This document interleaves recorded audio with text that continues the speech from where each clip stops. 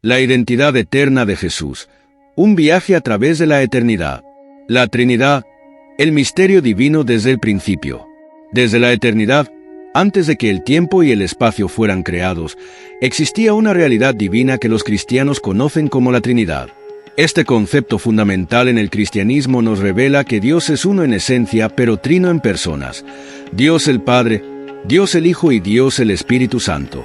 Aunque distintas en sus manifestaciones, las tres personas son completamente y absolutamente Dios. En este contexto, Jesús, el Hijo, existía eternamente junto al Padre y al Espíritu Santo, participando en la creación y en el plan divino. El concepto de la Trinidad enfatiza la unidad y diversidad dentro de la divinidad. Dios el Padre es el creador del universo. Dios el Hijo, Jesús, es el Salvador y Redentor. Y Dios el Espíritu Santo es el guía y consolador de los creyentes. Esta doctrina subraya la complejidad y el misterio de la naturaleza de Dios, reflejando una realidad que trasciende la comprensión humana pero que se revela a través de las Escrituras. El Logos, la palabra eterna. El Evangelio de Juan nos ofrece una visión profunda de la identidad de Jesús antes de su encarnación, refiriéndose a él como el Logos o Verbo. Juan 1:1 dice: En el principio era el Verbo, y el Verbo estaba con Dios, y el Verbo era Dios. Aquí, el Logos no es una creación temporal, sino una realidad eterna y no creada que existía con Dios desde el principio. La palabra era y es Dios, participando activamente en la creación del universo. Este Logos se manifiesta en la historia humana como Jesús, la palabra que se hizo carne. Aunque el término Jesús es un nombre terrenal que comenzó con su encarnación, el Logos preexistente siempre fue y siempre será Dios.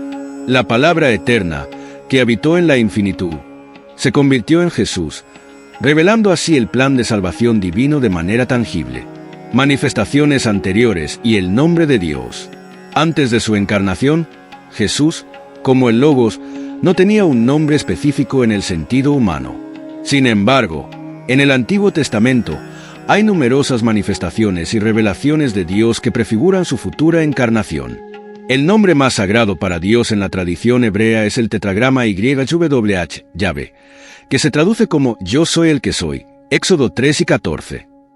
Este nombre revela la autosuficiencia y eternidad de Dios, un nombre tan santo que los israelitas evitaron pronunciarlo en voz alta. En lugar de usar el tetragrama, los israelitas utilizaron sustitutos como Adonai, mi Señor, en su lugar, reflejando la reverencia hacia la divinidad. Yahvé es el nombre más frecuentemente usado para Dios en el Antiguo Testamento, subrayando su relación personal con Israel y su poder creador. Elohim es otro nombre significativo que enfatiza la majestad y el poder de Dios como el creador del universo. Los escritores del Nuevo Testamento, al referirse a Jesús, aplican muchas veces las escrituras que originalmente hablaban de Yahvé. Esta práctica es una afirmación teológica profunda que identifica a Jesús con el Dios del Antiguo Testamento, mostrando que Él es la manifestación de Yahvé en forma humana. La identidad de Jesús en el Nuevo Testamento. En Lucas 24, 25-27 y 44-47, Jesús explica a sus discípulos que las escrituras del Antiguo Testamento hablan de Él. Esta revelación es una afirmación de que Él cumple las profecías y promesas hechas sobre Yahvé. En Juan 5, 39-46, Jesús también declara que las Escrituras testifican de Él, indicando que Él es la palabra divina hecha carne. Las declaraciones de Jesús en el Evangelio de Juan, donde usa la frase yo soy, del griego ego eimi, refuerzan su identidad divina. En Juan 8:58, Jesús dice: Antes de que Abraham fuese, yo soy, evocando el nombre de Dios revelado en Éxodo 3:14. Estas afirmaciones conectan a Jesús con el Yahvé del Antiguo Testamento, sugiriendo que Él es el Dios eterno que se ha revelado en la historia humana. La revelación de Jesús como Yahvé. En el Evangelio de Juan, Jesús se identifica claramente con Yahvé, pero dentro de un marco que respeta la distinción entre el Padre, el Hijo y el Espíritu Santo. Juan 12, 37-41 cita profecías de Isaías que se cumplen en Jesús, mostrando que su rechazo por algunos era parte de un plan divino más grande. Marcos 1, 2-3 cita a Isaías y Malaquías para mostrar que Juan el Bautista es el mensajero que prepara el camino para Jesús, quien cumple las profecías sobre Yahvé. Pablo también hace eco de esta conexión, equiparando a Jesús con Yahvé y mostrando que invocar su nombre es esencial para la salvación. Romanos 10, 9-10. La misión de Jesús y su identidad. Antes de venir a la tierra, Jesús existía como el Hijo eterno dentro del reino divino. Su identidad se entendía a través de su rol en el reino eterno, sin un nombre específico en el sentido humano.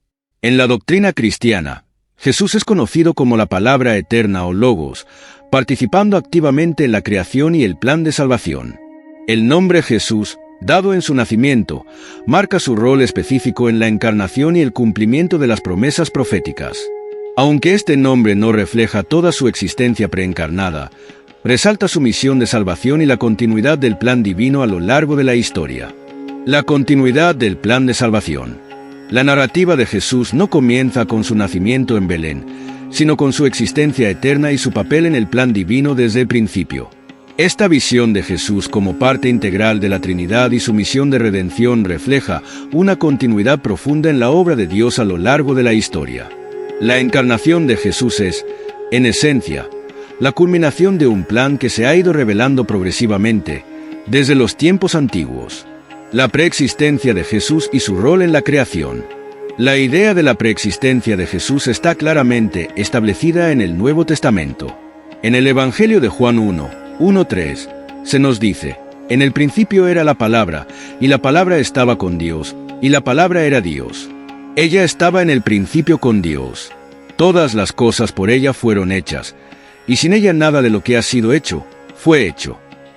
Aquí, Jesús es identificado como la palabra Logos, que no solo existió antes de su encarnación, sino que también fue el agente a través del cual se creó el universo. Colosenses 1:16-17 también refuerza esta idea. Porque en él fueron creadas todas las cosas, las que están en los cielos y las que están en la tierra, visibles e invisibles. Todo fue creado por medio de él y para él. Y él es antes de todas las cosas, y todas las cosas en él subsisten. Este pasaje destaca que Jesús no solo participó en la creación, sino que también es la causa última de la existencia y el sustentador del universo. La revelación progresiva en el Antiguo Testamento. El Antiguo Testamento está lleno de tipos y figuras que anticipan la venida de Jesús.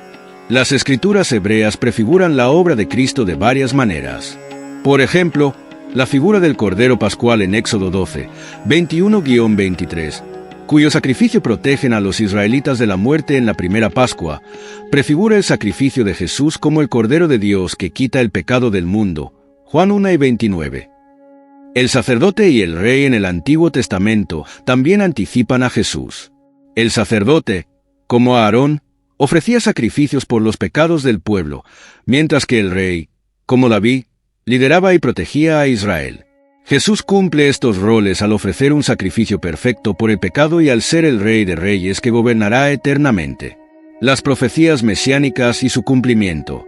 Las profecías mesiánicas del Antiguo Testamento son fundamentales para entender quién es Jesús. Profecías como Isaías 7:14, que habla del nacimiento de un hijo de una virgen, y Miqueas 5:2, que predice que el Mesías nacerá en Belén, se cumplen en la vida de Jesús. Estos pasajes no solo anticipan su venida, sino que también definen su identidad y su misión. Isaías 9:6 describe al futuro Mesías como admirable, consejero, Dios fuerte, Padre eterno, príncipe de paz, cada título reflejando un aspecto de su carácter y obra. Jesús, al cumplir estas profecías, revela la naturaleza divina y humana de su persona. La revelación de Jesús en su ministerio terrenal. Durante su ministerio terrenal, Jesús se revela como el cumplimiento de las Escrituras y la manifestación completa de Dios. En Lucas 4:16-21, Jesús lee del rollo de Isaías en la sinagoga de Nazaret y declara: «Hoy se ha cumplido esta escritura delante de vosotros». Al hacer esto, Jesús no solo afirma que Él es el cumplimiento de la profecía, sino que también se identifica como el ungido de Dios que trae la liberación y la restauración. En su Sermón del Monte, Jesús explica que no vino a abolir la ley o los profetas, sino a cumplirlos. Mateo 5:17. Este cumplimiento no solo implica la observancia de la ley, sino también la realización plena de las promesas y los propósitos de Dios a través de su vida, muerte y resurrección. El significado de las declaraciones «Yo soy». Las declaraciones de Jesús en el Evangelio de Juan, donde él utiliza la frase «Yo soy», son profundamente significativas. Estas afirmaciones se vinculan directamente con el nombre de Dios revelado a Moisés en Éxodo 3 y 14. «Yo soy el que soy». Jesús usa esta frase para identificarse con la deidad y afirmar su identidad divina. Las 7 declaraciones «Yo soy» en el Evangelio de Juan, como «Yo soy el pan de vida», Juan 6 y 35, y «Yo soy la luz del mundo», Juan 8 y 12, no solo ilustran aspectos de su ministerio, sino que también demuestran su conexión con la revelación divina en el Antiguo Testamento. Al decir «yo soy» sin complemento en algunos casos, Jesús hace una afirmación audaz de su identidad como Dios mismo. La trascendencia y la inmanencia de Jesús. Jesús, como la palabra eterna, trasciende el tiempo y el espacio, existiendo fuera de las limitaciones humanas. Sin embargo, al encarnarse, Él se convierte en parte de la experiencia humana, participando en nuestra historia de una manera íntima. La encarnación es un acto de condescendencia divina, en el que Jesús, siendo Dios, se convierte en humano para identificarse completamente con nuestra condición y proporcionar una solución para el pecado. La idea de que Jesús comparte la misma esencia divina que el Padre y el Espíritu Santo mientras asume una naturaleza humana resalta la profundidad de su misión redentora. La Trinidad no solo se manifiesta en la creación y en la historia de la salvación, sino también en la vida diaria de los creyentes, quienes experimentan la presencia y el trabajo del Padre, el Hijo y el Espíritu Santo en sus vidas. La importancia de reconocer a Jesús en su plenitud. Comprender a Jesús como el Hijo eterno de Dios, que asumió una naturaleza humana, es crucial para una fe cristiana madura. Esto no solo enriquece nuestra comprensión teológica, sino que también fortalece nuestra relación personal con Dios. Jesús, en su encarnación, revela el carácter de Dios y proporciona un modelo para la vida cristiana. La afirmación de que Jesús es Yahvé encarnado en la tierra resalta la continuidad del plan divino y la unidad de Dios a lo largo de la historia. Al reconocer a Jesús como el cumplimiento de las promesas del Antiguo Testamento y como la manifestación completa de la deidad, los cristianos pueden entender mejor su misión, su obra y su impacto en la vida humana. El impacto de la encarnación en la vida de Jesús y su misión. La vida de Jesús en la tierra, desde su humilde nacimiento en un establo en Belén hasta su gloriosa resurrección y ascensión, es una narrativa rica en significado y enseñanza. Su ministerio, lleno de milagros, enseñanzas y actos de compasión, no solo revela su identidad divina, sino que también ofrece un modelo de vida cristiana que sigue inspirando a millones. La vida de Jesús, humildad y servicio. Jesús nació en circunstancias humildes, en una era de opresión y pobreza. Su nacimiento en un pesebre, rodeado de pastores y visitado por sabios de Oriente, ya subraya un tema central en su vida, la humildad. A lo largo de su ministerio, Jesús eligió no buscar el poder o el prestigio mundano, sino servir a los demás y vivir una vida de obediencia al Padre. En Marcos 10 y 45, Jesús dice: «Porque el Hijo del Hombre no vino para ser servido, sino para servir y dar su vida en rescate por muchos». Este versículo encapsula el propósito de su venida, no para recibir adoración, sino para ofrecer su vida como sacrificio por el pecado, brindando la oportunidad de reconciliación entre Dios y la humanidad. Los milagros de Jesús. Signos del reino de Dios. Los milagros de Jesús fueron más que simples actos de poder. Fueron señales del reino de Dios y su presencia en el mundo. Desde la conversión del agua en vino en las bodas de Caná, Juan 2, 1-11, hasta la resurrección de Lázaro, Juan 11, 38-44, cada milagro demostraba la autoridad de Jesús sobre la naturaleza, la enfermedad y la muerte. Estos milagros no solo atendían necesidades inmediatas, sino que también ofrecían una visión más profunda de la naturaleza del reino de Dios.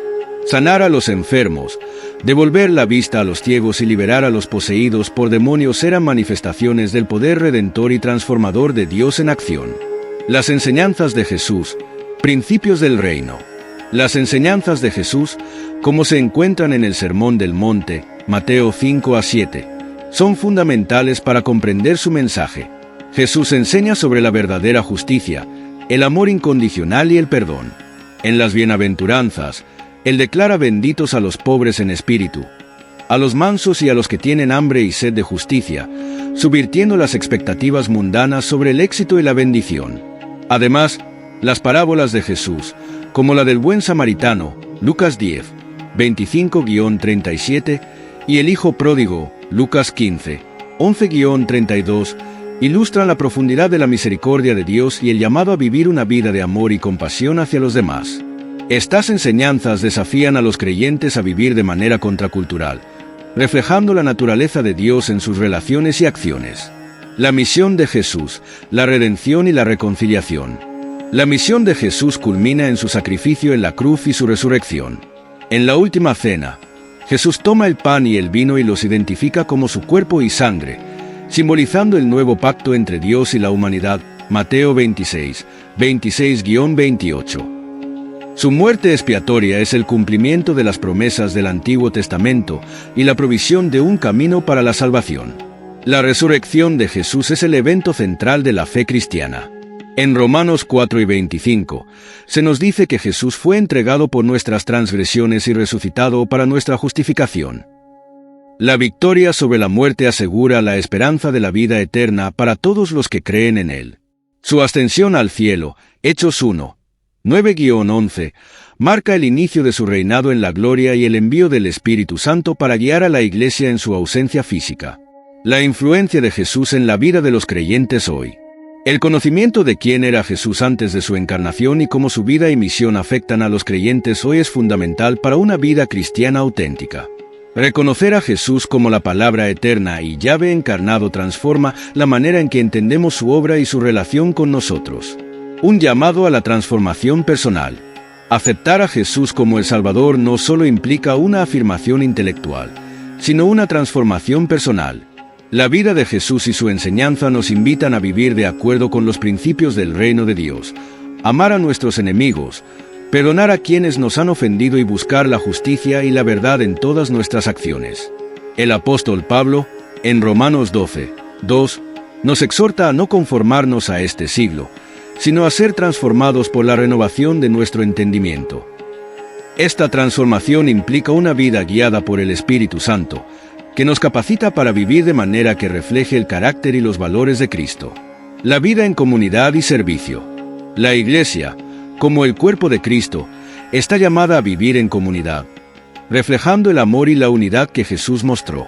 En Hechos 2, 44-47, vemos a los primeros cristianos viviendo en comunión, compartiendo bienes y cuidando de los necesitados. Este modelo de vida comunitaria y servicio continúa siendo relevante para los creyentes de hoy, quienes están llamados a ser luz en el mundo y a mostrar la compasión y la generosidad que Jesús ejemplificó. La esperanza futura y la misión continua. La resurrección de Jesús y la promesa de su regreso dan a los cristianos una esperanza futura. En Apocalipsis 21, 1-4, se describe una nueva creación donde Dios enjugará todas las lágrimas y no habrá más dolor ni muerte. Esta esperanza nos impulsa a vivir con un propósito eterno y a trabajar para la expansión del reino de Dios, proclamando el Evangelio y haciendo discípulos. La misión de Jesús no termina con su ascensión, es continuada por la Iglesia a través del poder del Espíritu Santo. Jesús nos manda a ser sus testigos hasta lo último de la tierra, Hechos 1, 8. Y este llamado a la misión es tan vital hoy como lo fue en los días de los apóstoles. La influencia de Jesús en la Iglesia y en la vida cotidiana. La fundación de la Iglesia, un nuevo comienzo. Después de la resurrección y ascensión de Jesús, la misión de continuar su obra fue encomendada a sus seguidores. En el día de Pentecostés, el Espíritu Santo descendió sobre los discípulos, Hechos 2, marcando el nacimiento de la Iglesia. Este evento no solo cumplió la promesa de Jesús de enviar al Consolador, sino que también empoderó a los primeros cristianos para ser testigos valientes de su resurrección y proclamadores de su mensaje. La formación de la Iglesia fue un giro crucial en la historia del cristianismo. Los apóstoles, especialmente Pedro y Pablo, jugaron papeles fundamentales en la expansión del Evangelio, viajando a través del mundo mediterráneo, estableciendo comunidades cristianas y escribiendo cartas que serían parte integral del Nuevo Testamento. La misión de la Iglesia era clara: Llevar el mensaje de salvación a todas las naciones y hacer discípulos de todos los pueblos. Mateo 28, 19-20. La vida cristiana, vivir en la luz de Cristo. Para los creyentes, vivir en la luz de Cristo implica una vida transformada por su amor y enseñanza. La carta a los Efesios describe cómo los cristianos deben vivir de manera digna del llamado que han recibido. Efesios 4, 1.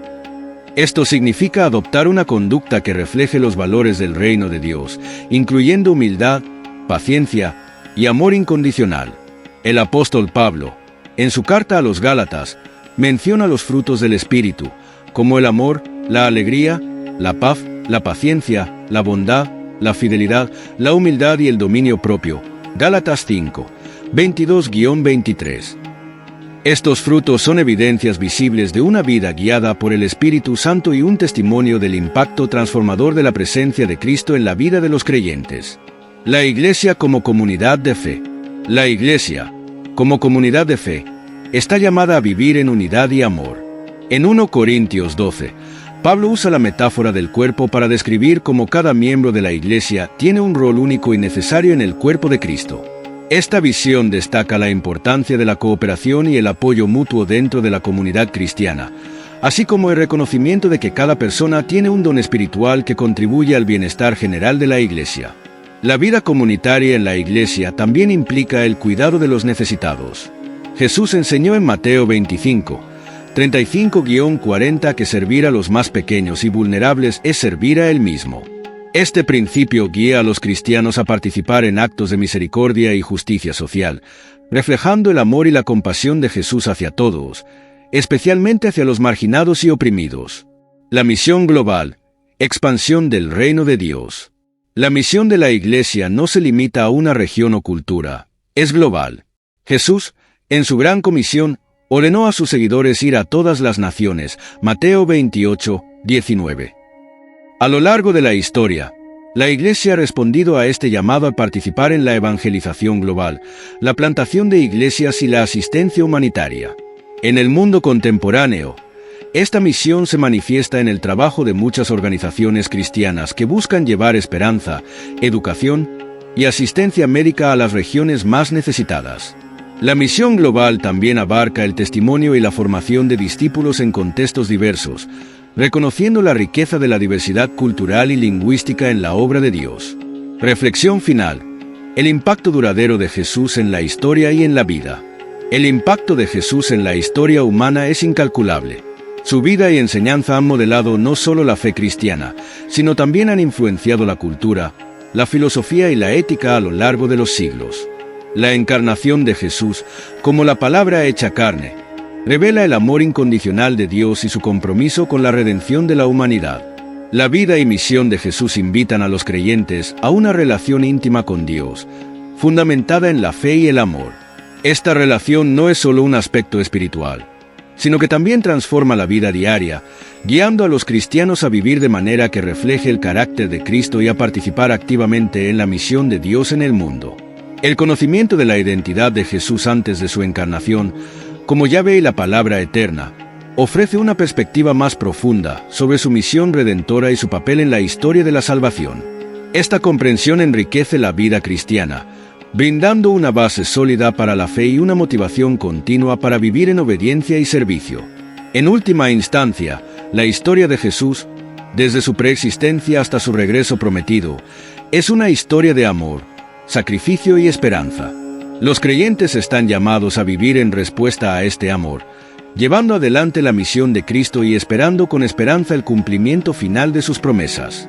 La vida de Jesús no solo define la historia de la salvación, sino que también ofrece un modelo de vida para todos los que buscan seguir sus pasos. En la contemplación de su vida y enseñanza, encontramos no solo inspiración, sino también la guía para vivir una vida de plenitud y propósito en el contexto del reino de Dios.